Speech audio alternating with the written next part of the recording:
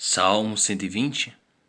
Subitamente deixamos o continente do vasto Salmo 119 e chegamos às ilhas e ilhotas dos cânticos de romagem.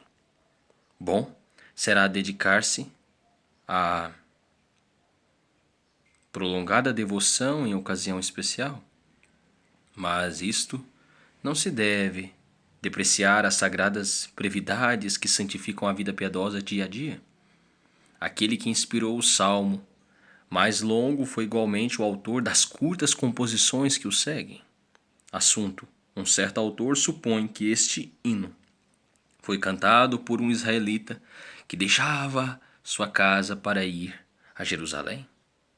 Ele pensa que o bom homem havia sofrido com a calúnia de seus vizinhos e alegraram-se em afastar-se de sua fofoca e investir seu tempo nos compromissos mais alegres das santas festas.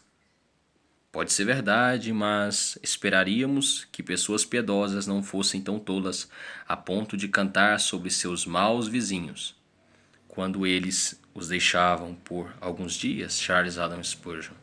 Todo salmo seria alguma maravilha que um hebreu, com um profundo anseio espiritual por paz, clamasse ao ir para o templo.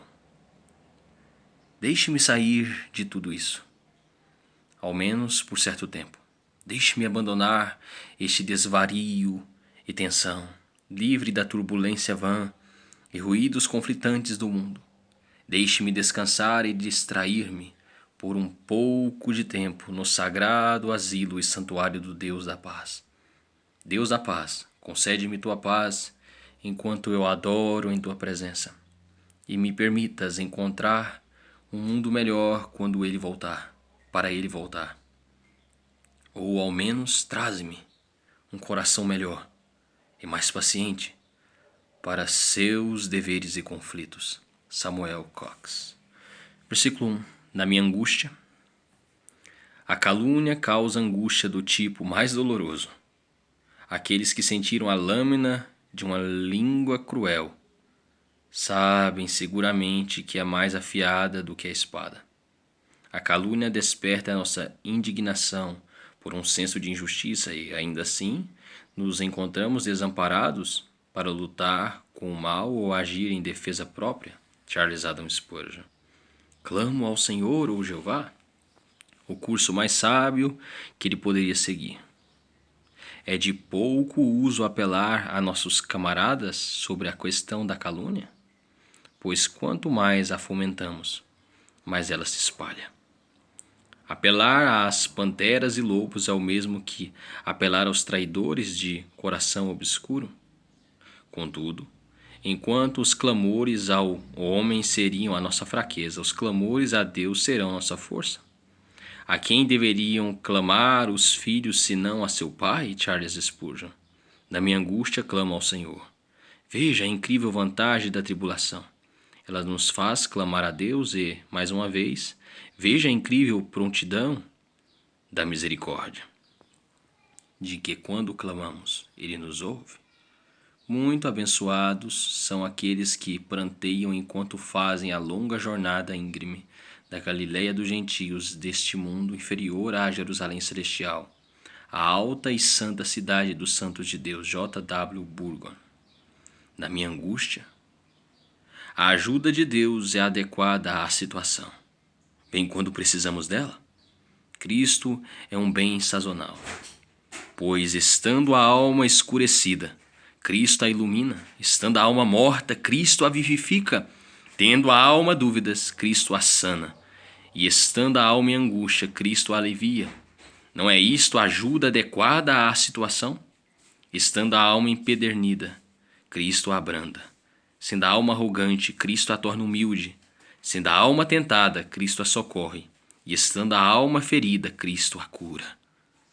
Não é isto a ajuda adequada à situação? R. Mayhew. Não sei pronunciar isso. Versículo 2. Senhor, livra-me dos lábios mentirosos. Será preciso o poder divino para salvar um homem destes instrumentos mortais, lábios são delicados, mas quando são lábios mentirosos, sugam a vida da índole e são tão fatais quanto a navalha. Charles Adam Spurgeon.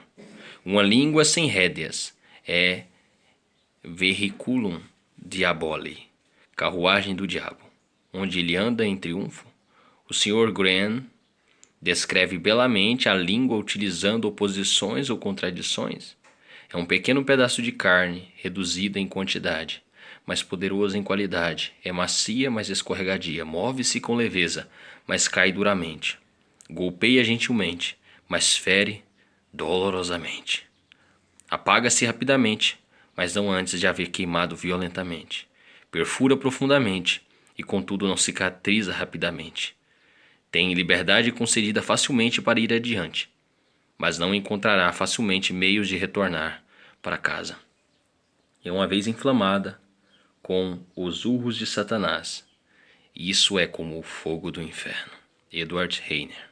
Versículo 3. Que te será dado ou que te será acrescentado, ó língua enganadora? Como será visitada? A lei da retaliação mal pode lidar com o caso, já que ninguém pode caluniar o caluniador. Ele é imundo demais para ser mais poluído e nenhum de nós o poluiria. Se pudéssemos ser miserável. Ele luta com armas que os homens verdadeiros não podem tocar, como a sépia. Ele se cerca de uma negrura como de tinta na qual os homens honestos não podem penetrar. Como sujo gambá, ele emite o odor de falsidade, que não pode ser suportado pela verdade e, portanto, ele geralmente escapa, sem ser castigado por aqueles a quem mais feriu. Seu crime, em certo sentido, se torna seu escudo. Os homens não desejam encontrar um inimigo tão medíocre. Mas o que Deus fará com línguas mentirosas? O Senhor declarou as mais terríveis ameaças contra eles e as executará terrivelmente no devido tempo. Charles Adam Spurgeon. Versículos 3 e 4. Uma flecha do arco de um poderoso guerreiro que voa despercebida e sem levantar suspeitas, até seu alvo e cuja presença somente é percebida quando atinge o coração da vítima, representa muito adequadamente o voo silencioso e mortal da calúnia. Do mesmo modo, o fogo que o peregrino do deserto acende na areia, usando as raízes secas do zimbro, uma madeira que, de todas que lhe são conhecidas, emite o calor mais feroz e contínuo, o qual não é menos poderosamente descrito da intensa dor e ferimento permanente de uma língua falsa e maliciosa. Robert Nisbet. Versículo 4. Setas agudas do valente. Que crime é este ao qual o todo misericordioso distribui uma ruína tão pavorosa? Que possamos odiá-lo com o ódio perfeito.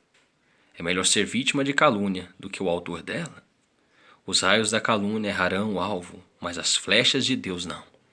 As brasas da malícia se esfriarão, mas não o fogo da justiça. Rejeite a calúnia, como você evitaria o inferno. Rejeite a calúnia como você evitaria o inferno. Charles Adam Spurgeon. Ele compara a doutrina perversa à flecha que não é cega, mas afiada. E além disso, que é lançada não pelo fraco e débil, mas pelo forte e poderoso.